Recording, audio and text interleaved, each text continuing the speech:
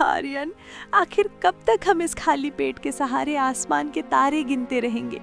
पड़ोसियों के घर में पकवान बनते हैं, नए कपड़े आते हैं, लेकिन हमारी इस बदकिस्मत चौखट पर सिर्फ धूल और गरीबी का बसेरा है। क्या आपकी ये कुल्हाड़ी हमारी किस्मत की लकीरें कभी नहीं बदलेगी? हमारा गरीब होने में हमारा कोई दोष नहीं है। मैं आज जंगल के उस घने हिस्से में जा रहा हूँ जहाँ कोई नहीं जाता। वहाँ की कीमती लकड़ियाँ शहर के बाजार में अच्छे दाम दिलाएंगी। बस थोड़ा धैर्य रखो, भगवान कोई ना कोई रास्ता जरूर दिखाएगा। धैर्य रखते रखते मैं थक गई हूँ। अगर आज भी आप खाली हाथ लौटे तो इस घर में मुझे जिंदा नहीं पाएंगे। मैं ये भूख और दुख अब और नहीं सह सकती। कभी कभी तो लगता है जैसे ये खाली बर्तन हमारा मजाक उड़ा रहे हो। क्या हमारी पूरी जिंदगी इसी तरह आंसू पोंछते हुए ही बीत जाएगी? मेरी बाजुओं में अभी भी दम है माया, और ये कुल्हाड़ी ही मेरा भरोसा है। थोड़ा विश्वास रखो, अंधेरे के बाद उजाला जरूर आता है। पत्नी की कड़वी बातों ने आर्यन के दिल को छलनी कर दिया। वो कंधे पर कुल्हाड़ी रखकर जंगल की ओर चल पड़ा। धूप तेज थी, पर उसके मन की चिंता उस धूप से भी ज्यादा जल रही थी। चलते चलते वो एक विशाल पेड़ के नीचे सुस्ताने बैठा। तभी उसके सामने एक अत्यंत वृद्ध और तेजस्वी साधु प्रकट हुए। बेटा, क्या इस प्यासे राही को थोड़ा जल पिला सकते हो? सुबह से चल रहा हूँ, प्यास के मारे मेरे प्राण कंठ तक आ गए हैं। क्या तुम्हारी सुराही में इस बूढ़े के लिए थोड़ा शीतल जल होगा? प्रणाम महाराज, आप जैसा महात्मा मेरे द्वार आए, ये मेरा सौभाग्य है। मेरे पास थोड़ा जल है, कृपया इसे ग्रहण करें। बेटा, मैं तुम्हारी स्थिति जानता हूँ। तुम्हारे घर में अन्न का दाना नहीं है। पत्नी के कड़वे वचनों से तुम्हारा मन रो रहा है। फिर भी तुमने अपने हिस्से का आखिरी पानी मुझे दे दिया। तुम्हारी इस निस्वार्थ सेवा से मैं प्रसन्न हूँ। मैं तुम्हें 3 विचित्र वरदान देता हूँ। मांगो, तुम्हें क्या चाहिए? महाराज, धन और संपत्ति तो समय के साथ खत्म हो जाती है। मुझे ऐसा कुछ दीजिए जिससे मेरे हुनर और मेरे अस्तित्व की रक्षा हो सके। सोच लो बेटा, तुम चाहो तो मैं इस पूरे जंगल को सोने का बना सकता हूँ। नहीं महाराज, मेरी पहली इच्छा ये है, मेरी ये पुरानी कुल्हाड़ी, जिसे मैं अपनी जान से ज्यादा चाहता हूँ, इसे मेरी अनुमति के बिना जो भी छुए वो इससे चिपक जाए, और जब तक मैं रुकने को ना कहूँ वो ना चाहते हुए भी लकड़ियां काटता रहे। अजीब मांग है, पर तथास्तु। अब दूसरी इच्छा बताओ। महाराज, दूसरी इच्छा मेरे घर की वो पुरानी लकड़ी की कुर्सी जिस पर बैठकर मैं सुस्ताता हूँ, उस पर मेरी अनुमति के बिना जो भी बैठे वो वहां से उठ ना सके। ये भी पूरा हुआ। अब अंतिम और तीसरी इच्छा? महाराज, तीसरी इच्छा मेरा ये चमड़े का पुराना थैला, मैं इसके भीतर जिसे भी घुसने का आदेश दूं वो इसमें कैद हो जाए और मेरी मर्जी के बिना कोई भी उसे बाहर ना निकाल सके।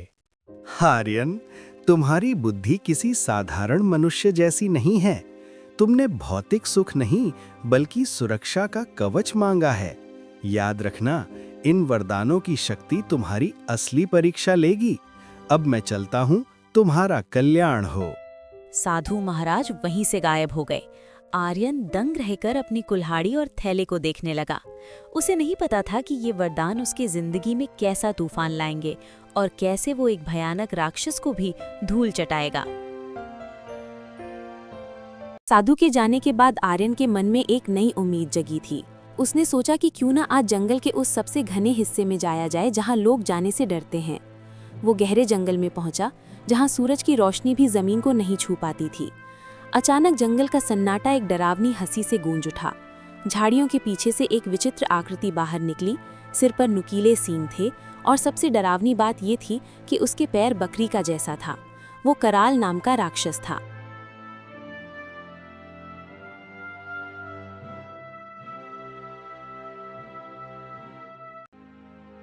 एक मामूली इंसान और मेरे इलाके में आने की हिम्मत! ओ लकड़हारे, क्या तुझे अपनी जान प्यारी नहीं है? यहाँ जो भी आता है वो मेरा भोजन बन जाता है। पर आज मेरा मूड कुछ अलग है। तेरी आंखों में डर नहीं बल्कि गरीबी की चमक दिख रही है। तुम चाहे जो भी हो, मुझे डरा नहीं सकते। मैं अपनी पत्नी की भूख और दुख से इतना तंग आ चुका हूं कि अब मौत भी मुझे सुकून जैसी लगती है। अगर मारना चाहते हो तो मार दो, पर इस खाली हाथ घर लौटने से तो अच्छा है कि मैं यहीं खत्म हो जाऊं। क्या तुझे मौत का खौफ नहीं है रे इंसान? या फिर तेरी भूख ने तुझे इतना अंधा कर दिया है कि तू काल के जबड़े में खुद चल कर आ गया? जिस इंसान के पास खोने के लिए कुछ न बचा हो, उसे तुम डरा नहीं सकते राक्षस। मेरी गरीबी तुम्हारी भूख से कहीं ज्यादा खौफनाक है। बड़ी बड़ी बातें करता है। सुन, मैं तुझे एक मौका देता हूँ। मुझे गुलामी के लिए इंसानों की जरूरत पड़ती रहती है। मैं तुझे सोने की मोहरों से भरी 3 बड़ी थैलियां दूंगा, इतनी दौलत कि तू 7 जन्मों तक बैठकर खा सके। तेरी पत्नी महलों में रहेगी, लेकिन बदले में तुझे मुझसे एक वादा करना होगा। कैसा वादा? क्या तुम मेरी आत्मा मांगोगे? नहीं, आत्मा नहीं। आज से ठीक 1 साल बाद मैं इसी जगह तुझे लेने आऊंगा। तब तुझे बिना किसी शर्त के मेरे साथ पाताल लोक चलना होगा और हमेशा के लिए मेरा गुलाम बनना होगा। 1 साल की बादशाहत या पूरी उम्र की गरीबी, मर्जी तेरा है। आर्यन जानता था कि ये शैतान उसे फंसा रहा है, लेकिन उसे साधु के दिए हुए 3 वरदानों पर पूरा भरोसा था। उसने सोचा कि 1 साल का समय बहुत होता है और उन जादुई शक्तियों से वो इस राक्षस को मजा चखा सकता है। ठीक है कराल, मुझे तुम्हारा सौदा मंजूर है। मुझे वो सोने की थैलियां दे दो। मैं 1 साल तक अपनी पत्नी को दुनिया की हर खुशी दूंगा और वादा करता हूँ कि ठीक 1 साल बाद मैं यहीं मिलूंगा। ये हुई ना बात। ये ले तेरी 3 जन्मों की कमाई, जा और ऐश कर। पर याद रखना लकड़हारे, कराल के चंगुल से आज तक कोई नहीं बचा। अगर भागने की कोशिश की तो तेरे पूरे गांव को शमशान बना दूंगा। आर्यन जब घर पहुंचा तो उसकी झोली सोने से भारी थी। उसने रास्ते से रेशमी कपड़े, बढ़िया पकवान और गहने खरीदे थे। माया, देखो मैं क्या लाया हूँ। अब हमारे आंसू पोंछने का समय आ गया है। देखो ये सोने की मोहरें। अब ना तुम भूखी रहोगी और ना ही ये झोपड़ी में बैठने की जरूरत है। आर्यन, इतना सारा सोना, क्या आपने किसी को लूटा है या किसी जमींदार का खून किया है? एक गरीब लकड़हारा एक दिन में इतना धन कहाँ से ला सकता है? सच सच बताइए, वरना मैं इन चीजों को हाथ भी नहीं लगाऊंगी। नहीं भाग्यवान, डरो मत। मुझे जंगल में एक प्राचीन खजाना मिला है। बस इतना समझ लो कि ईश्वर ने हमारी सुन ली है। अब सवाल पूछना छोड़ो और इस सुख का आनंद लो। अगर ये सच है तो आज मेरी तपस्या सफल हुई। पर आपकी आंखों में ये उदासी कैसी है आर्यन? जैसे आप कुछ छुपा रहे हो। कुछ नहीं माया, बस थकान है। अब हमारे दिन फिर गए हैं, बस मुस्कुराओ। दौलत आते ही आर्यन का घर चमक उठा। झोपड़ी की जगह एक सुंदर मकान बन गया। आर्यन के मन में एक घड़ी टिक टिक कर रही थी। देखते ही देखते दिन बीतने लगे और 1 साल का समय पूरा होने में अब बस 1 दिन बाकी था। वक्त किसी के लिए नहीं रुकता। देखते ही देखते 1 साल का समय पंख लगाकर उड़ गया। आर्यन और माया ने उस साल में वो हर सुख देखा जो उन्होंने कभी सपनों में भी नहीं सोचा था। लेकिन जैसे जैसे आखिरी दिन करीब आया, आर्यन की रातों की नींद उड़ गई। वो अपनी उसी पुरानी कुल्हाड़ी को बार बार देख रहा था। माया को अभी तक असली सच्चाई का पता नहीं था। आर्यन, आज सुबह से आप इस पुरानी और फटी कुल्हाड़ी के साथ क्या कर रहे हैं?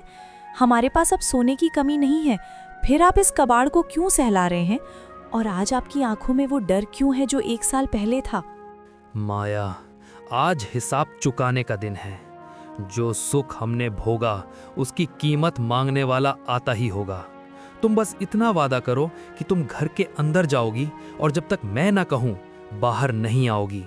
चाहे जो भी आवाज सुनाई दे, बाहर मत झांकना। आप क्या कह रहे हैं? कौन आ रहा है? क्या वो धन किसी शैतान का था?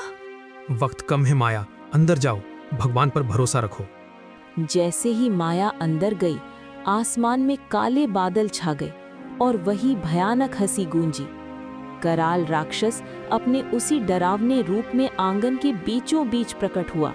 उसकी आंखों से अंगारे बरस रहे थे। ओ लकड़हारे, 1 साल पूरा हुआ, तेरी मोहलत खत्म हुई। देख, मैं तुझे अपनी गुलामी की बेड़ियों में जकड़ने आ गया हूँ। तूने बहुत ऐश कर ली, अब पाताल की अंधेरी कोठरियों में सड़ने के लिए तैयार हो जा। चल, अपनी ये कुल्हाड़ी उठा और मेरे पीछे चल। क्या लगा था तुझे कि कराल अपना वादा भूल जाएगा? तेरी हड्डियों का ढांचा अब मेरे महल की सजावट बनेगा। चल, अब देर मत कर। प्रणाम मालिक, आप समय के बहुत पाबंद हैं। मैं चलने के लिए बिल्कुल तैयार हूँ। आखिर मैंने आपसे वादा जो किया था। लेकिन मालिक, जाने से पहले मेरी एक छोटी सी आखिरी इच्छा है। क्या आप एक महान राक्षस होकर एक गरीब की अंतिम विनती पूरी नहीं करेंगे? जल्दी बोल, मेरे पास वक्त नहीं है। तुझे कौन सी अंतिम इच्छा पूरी करनी है? मालिक, मैंने अपनी पत्नी और बच्चों के लिए ढेर सारी लकड़ियां काट कर रखी थीं, ताकि मेरे जाने के बाद उन्हें ठंड न लगे। बस ये आखिरी के 2 मोटे लट्ठे रह गए हैं। मेरे शरीर में अब वो ताकत नहीं रही। अगर आप अपनी दिव्य शक्ति से इन 2 लकड़ियों को चीर दें तो मैं चैन से मर सकूंगा और खुशी खुशी आपके साथ चलूंगा। बस इतनी सी बात। तू इंसान भी कितने भावुक होते हो। ला, इधर ये खिलौना देख, मैं इन्हें कैसे एक ही प्रहार में धूल बना देता हूँ। कराल ने जैसे ही आर्यन के हाथ से वो जादुई कुल्हाड़ी पकड़ी, एक जोरदार बिजली कड़की।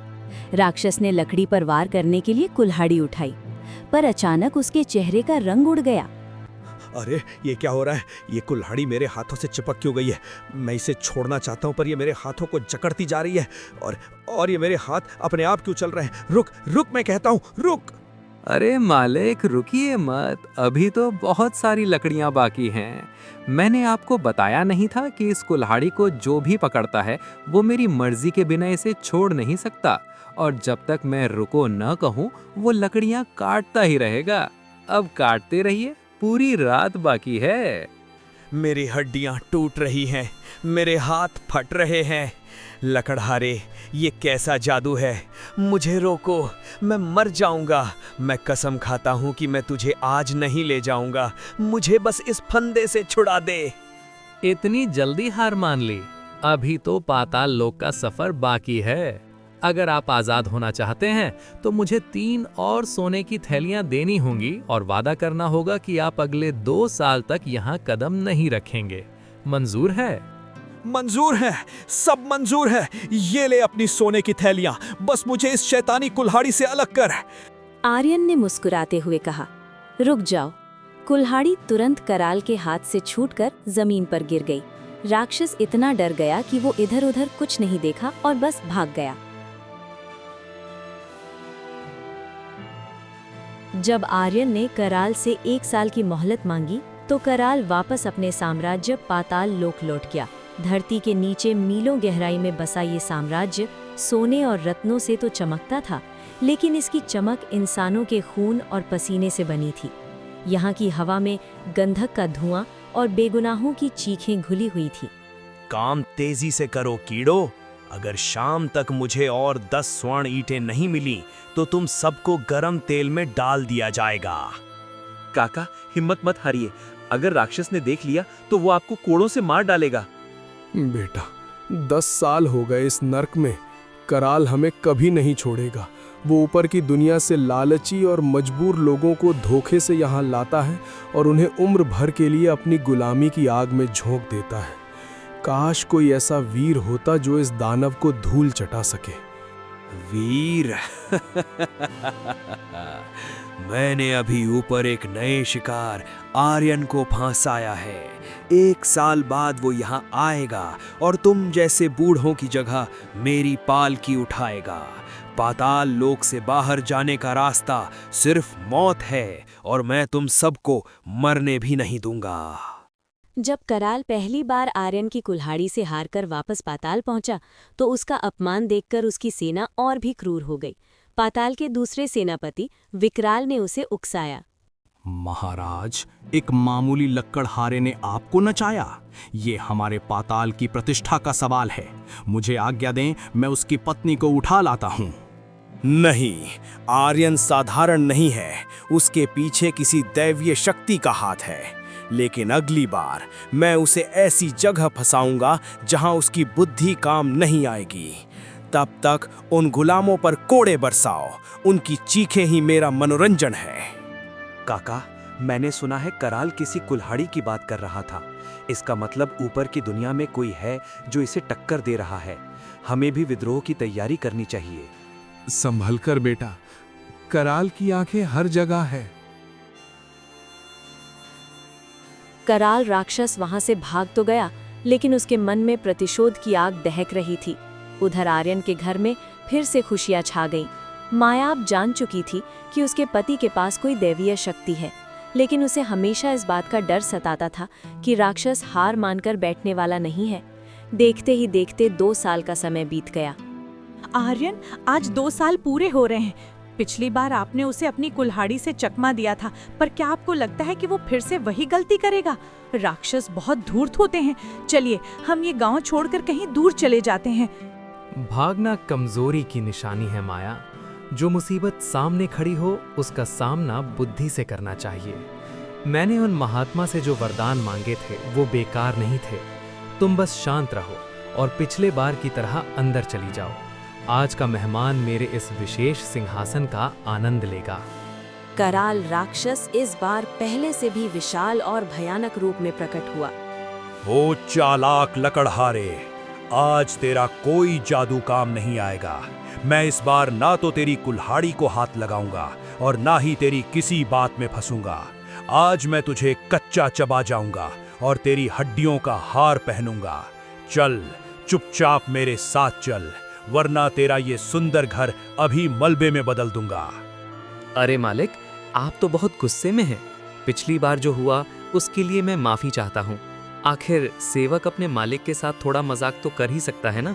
देखिए, मैं पूरी तरह तैयार हूँ, बस अपनी ये पोटली साथ ले लूँ। कोई नया नाटक मत करना, जल्दी कर। मालिक, मैं बस अंदर से अपना सामान ला रहा हूँ। आप इतनी दूर से थके हारे आए हैं, कम से कम 2 मिनट इस शाही कुर्सी पर बैठकर सुस्ता तो लीजिए। ये कुर्सी खास आपके स्वागत के लिए बनवाई है। देखिए कितनी मुलायम और आरामदायक है। बस 2 मिनट बैठिए, तब तक मैं विदा लेकर आता हूँ। कराल ने चारों तरफ देखा, वहां कोई कुल्हाड़ी नहीं थी। उसने सोचा कि एक कुर्सी पर बैठने से क्या ही बुरा हो सकता है। वो भी थोड़ा थक गया था और आर्यन की विनम्रता देखकर उसका अहंकार फिर से जाग गया। चल ठीक है, तू भी क्या याद रखेगा कि तेरा मालिक कितना दयालु है। जल्दी आ, मैं यहीं तेरा इंतजार कर रहा हूँ। आहा, ये कुर्सी तो वाकई बहुत आरामदायक है। मेरा पूरा बदन दर्द कर रहा था, वो भी ठीक हो गया। ये क्या है? मैं उठ क्यों नहीं पा रहा हूँ? लकड़हारे, ये कुर्सी मुझे अपनी तरफ खींच रही है।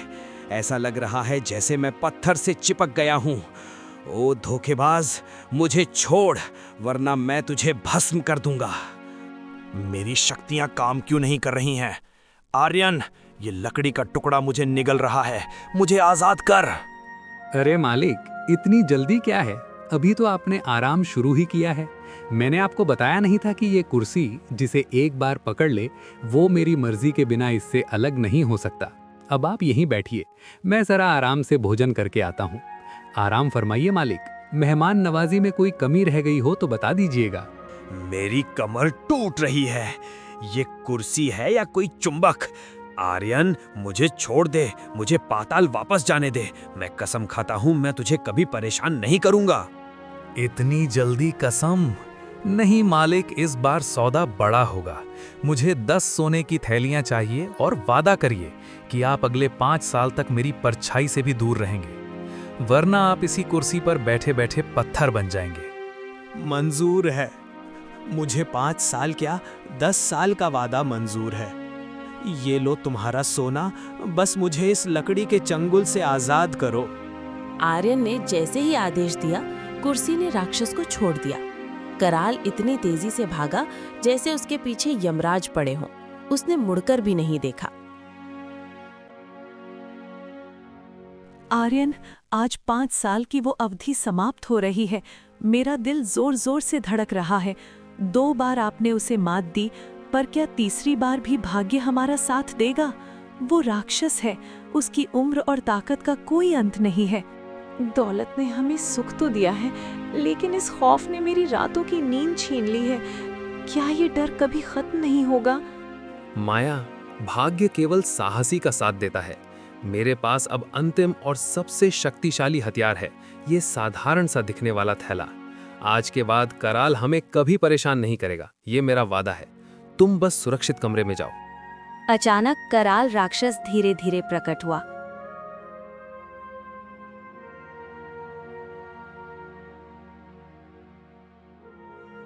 आज मैं तुम्हारी एक भी बात नहीं मानूंगा। ना तेरी कुल्हाड़ी मुझे पकड़ पाएगी, ना तेरी कुर्सी मुझे जकड़ पाएगी। तूने मुझे बहुत नचाया, अब मैं तुझे तड़पा तड़पा कर मारूंगा। स्वागत है कराल। मुझे लगा था कि 5 सालों में तुम्हारी बुद्धि कुछ ठिकाने आई होगी, पर तुम तो अभी भी वही पुराने मूर्ख राक्षस हो। तुम हवा बनो या आग, मेरे सामने तुम एक मामूली कीड़े के समान हो। तेरी ये हिम्मत! अपनी मौत के सामने खड़ा होकर भी तू मेरा अपमान कर रहा है। अब देख मेरा ताकत। रुको, अगर तुम वाकई इतने शक्तिशाली हो तो क्या तुम अपनी विशाल आकृति को इतना छोटा बना सकते हो कि तुम इस तुच्छ झोपड़ी के चूहे के बराबर हो जाओ? मुझे नहीं लगता कि पाताल के राजा में इतनी शक्ति होगी। तुम बस डराना जानते हो, तुम्हारे पास कोई असली कला नहीं। मूर्ख इंसान मेरी शक्तियों को चुनौती देता है। मैं ब्रह्मांड का कोई भी रूप ले सकता हूँ। देख, मैं अभी इतना छोटा बन जाता हूँ कि तू मुझे अपनी आंखों से देख भी नहीं पाएगा। राक्षस अपने अहंकार में ये भूल गया कि आर्यन उसे उकसा रहा है। कराल ने मंत्र पढ़े और देखते ही देखते उसका विशाल शरीर सिकुड़ने लगा। वो छोटा और छोटा होता गया। देख लकड़हारे, अब मैं तुझे तेरी नाक के अंदर घुस कर मारूंगा। कहाँ है तू? मैं यही हूँ कराल, और तुम्हारा नया घर भी यही है। झोले के अंदर जाओ। जैसे ही आर्यन ने आदेश दिया, थैले के अंदर से एक प्रचंड खिंचाव पैदा हुआ। कराल राक्षस उस खिंचाव को रोक नहीं पाया और सीधा आर्यन के जादुई थैले के अंदर जा गिरा। आर्यन ने पलक झपकते ही थैले का मुंह कसकर बांध दिया। ये क्या है? यहाँ तो चारों तरफ अंधेरा है। मुझे बाहर निकालो आर्यन, मुझे बाहर निकालो। मैं घुट रहा हूँ। ये कैसा जादू है? ये वो कैद है कराल, जिससे आज तक कोई बाहर नहीं आया। अब तुम यहाँ अनंत काल तक बंद रहोगे। ना तुम्हारी माया काम आएगी, ना तुम्हारी आग। अब बोलो, क्या सौदा करना है? कराल राक्षस अब आर्यन के जादुई थैले में कैद था। वो अंदर छटपटा रहा था, गाली दे रहा था और धमकियां दे रहा था, लेकिन थैले की जादुई दीवारों पर उसकी एक न चली। माया और गांव वाले ये देखकर दंग थे कि एक साधारण से थैले ने इतने बड़े राक्षस को निगल लिया है। लेकिन आर्यन जानता था कि इस बला को घर में रखना खतरे से खाली नहीं है। उसने एक बड़ा फैसला लिया।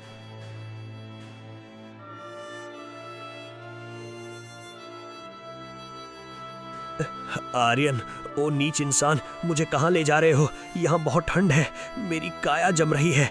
मुझे बाहर निकालो। मैं तुम्हें कुबेर का खजाना दूंगा, मैं तुम्हें अमर कर दूंगा। बस एक बार इस थैले की गांठ खोल दो। चुप रहो कराल, तुम्हारी अमरता और खजाना तुम्ही को मुबारक। तुमने इंसानों को बहुत तड़पाया है। आज मैं तुम्हें उस जगह छोड़ूंगा जहां तुम्हारी चीखें सुनने वाला भी कोई नहीं होगा। हम काल पर्वत की चोटी पर जा रहे हैं, जहां से नर्क का द्वार खुलता है। जब आर्यन ने कराल को अपने चमड़े के थैले में बंद किया तो पाताल लोक में खलबली मच गई। राजा के बिना पाताल की शक्तियां समाप्त होने लगी। महाराज को किसी ने कैद कर लिया है। हमारी शक्तियां लुप्त हो रही हैं। भागो, इससे पहले कि ये गुफाएं हम पर गिर जाएं। भाइयों, यही मौका है। जुल्म की जंजीरें तोड़ दो। कराल अब कभी वापस नहीं आएगा। गुलामों ने विद्रोह कर दिया। बिना राजा के राक्षसी सेना भाग खड़ी हुई। सोमदत्त और कान्हा ने मिलकर पाताल के गुप्त दरवाजों को खोल दिया। लोग जो सालों से सूरज की रोशनी को तरस गए थे, लंबी गुफाओं के रास्ते ऊपर की दुनिया की ओर भागने लगे।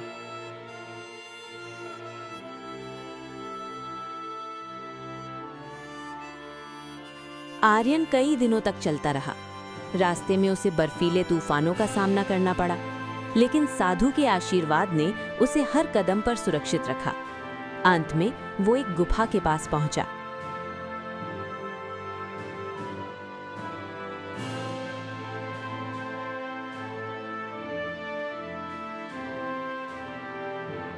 कराल, देखो, ये नर्क का द्वार है। अब मैं इस थैले को इसी गहरी खाई में फेंकने वाला हूँ। तुम वहां गिरोगे जहां समय रुक जाता है। न तुम मरोगे, न तुम बाहर आ सकोगे। नहीं आर्यन, रुक जाओ, मुझे वहां मत फेंको। नर्क की आग से भी भयानक ये अकेलापन होगा। मुझे माफ कर दो, मैं हार गया। तुम्हारी बुद्धि ने पाताल के राजा को भिखारी बना दिया। मुझे एक मौका दो, मैं तुम्हें वचन देता हूँ, मैं अपनी राक्षसी शक्ति का त्याग कर दूंगा। तुम्हारे वचन पर मैं कैसे विश्वास करूं? तुम 5 साल पहले भी यही कहते थे। इस बार मैं अपनी प्राण तुम्हें सौंप दूंगा। अगर मैं कभी भी तुम्हारे या तुम्हारे गांव की तरफ बुरी नजर डालूं, तो तुम उस मणि को तोड़ देना। मेरी मौत तुम्हारे हाथ में होगी। बस मुझे इस थैले की घुटन से निकालो और नर्क में मत फेंको। आर्यन ने थोड़ा सोचा। वो किसी की जान लेना नहीं चाहता था, वो बस शांति चाहता था। उसने थैले की गांठ थोड़ी ढीली की और कराल ने अपनी हथेली से एक चमकती हुई काली मणि बाहर निकाली।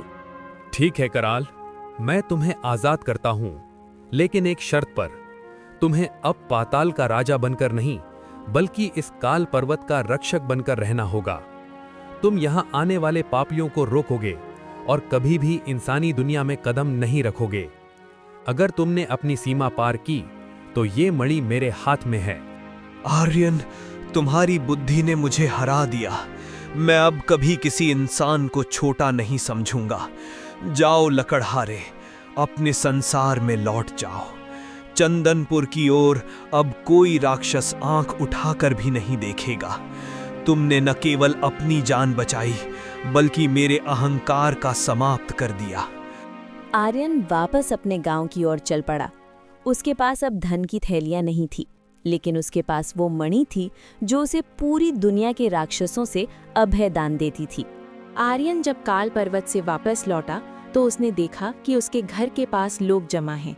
ये वही लोग थे जो पाताल की गुलामी से आजाद होकर आए थे। सोमदत्त और कान्हा ने आर्यन के चरणों में सिर झुकाया। वीर आर्यन, आपने सिर्फ खुद को नहीं, हम हजारों बेगुनाहों को उस नरक से बचाया है। आपकी बुद्धि ने उस दानव को कैद किया, जिससे पाताल का वो साम्राज्य टूट गया। ये सब उस साधु महाराज की कृपा है। मैं तो बस एक जरिया था। चंदनपुर अब केवल एक गांव नहीं, बल्कि उन आजाद हुए लोगों का एक सुंदर शहर बन गया। आर्यन ने उन सबको खेती और व्यापार के लिए धन दिया। तभी घर के मुख्य द्वार पर एक मधुर स्वर गूंजा। आर्यन चौंक कर उठा। उसने देखा वही तेजस्वी साधु महाराज द्वार पर खड़े थे। समय बीत गया था, पर साधु के चेहरे का तेज रत्ती भर भी कम नहीं हुआ था। सब कुछ पहले जैसा ही था, कुछ भी नहीं बदला था। महाराज, आप आ गए। मैंने सारा जीवन आपके उन 3 वरदानों की रक्षा की और उनका सही उपयोग किया। आज मेरा जीवन धन्य हो गया। बेटा आर्यन, मैं तुम्हें देखने ही आया था। तुमने सिद्ध कर दिया कि शक्ति जब सही हाथों में होती है तो वो विनाश नहीं, विकास करती है। तुमने उन 3 वरदानों से न केवल अपना घर संवारा, बल्कि मानवता की रक्षा की। महाराज, अब मेरा अंत निकट है। मैं चाहता हूं कि ये 3 वरदान किसी गलत हाथ में ना लगे। मैं इनका क्या करूं? आर्यन, जो वस्तु जिस मिट्टी से आई थी उसे वहीं लौटा दो। तुम्हारी बुद्धि ने तुम्हें महान बनाया, वरदानों ने तो बस तुम्हारा साथ दिया। साधु के कहे अनुसार आर्यन ने अपनी जादुई कुल्हाड़ी को उसी पवित्र नदी में विसर्जित कर दिया जहां से उसने साधु के लिए पानी भरा था। उसने जादुई थैले को साधु महाराज को सौंप दिया और जादुई कुर्सी को गांव के पंचायत भवन में रखवा दिया, ताकि वहां बैठने वाला न्यायाधीश हमेशा सच बोले और अन्याय से बंधा रहे। सदा सुखी रहो। दुनिया तुम्हें एक लकड़हारे के रूप में नहीं, बल्कि बुद्धि के सम्राट के रूप में याद रखेगी। तुम्हारी कहानी पीढ़ियों तक साहस और समझदारी का पाठ पढ़ाएगी। दोस्तों, अगर इस कहानी ने आपके दिल के किसी कोने को छुआ है तो इसे सिर्फ अपने तक न रखें, एक शेयर करके किसी और की सोच भी बदलें। ऐसी और कहानियों के लिए हमसे जुड़ें और सब्सक्राइब करना न भूलें। आपका एक लाइक और कमेंट हमें बताता है कि हमारी मेहनत सफल हुई। मिलते हैं अगली वीडियो में, तब तक खुश रहें और खुशियां बांटते रहें।